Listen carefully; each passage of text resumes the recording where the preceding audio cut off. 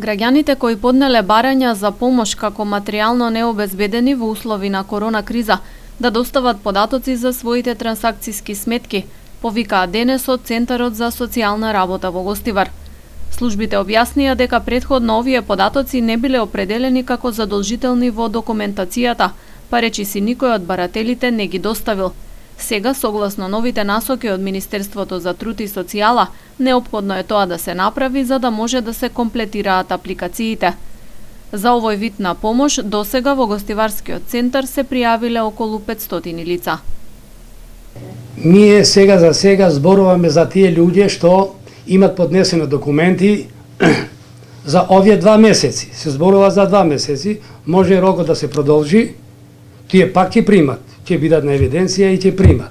А осим тоа што тие имат поднесени документи, треба сега да поднесат трансакциски сметки сите. Пошто тие нема трансакциски сметки. Сега по новата програма мора да има трансакциски сметки да почнат да ги примат тие средства. Од Центарот во Гостивар објаснуваат дека не е даден краен рок кога може да се достават податоците за трансакциските сметки. Сепак апелираат граѓаните тоа да го сторат во најкратко време, за исплатата на средствата да се реализира што побрзо.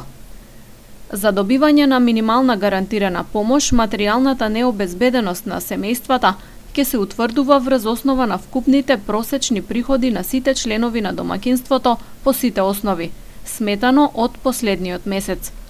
Помошта ќе се движи од 4 до 10.000 денари, зависно од бројот на членови во семејството.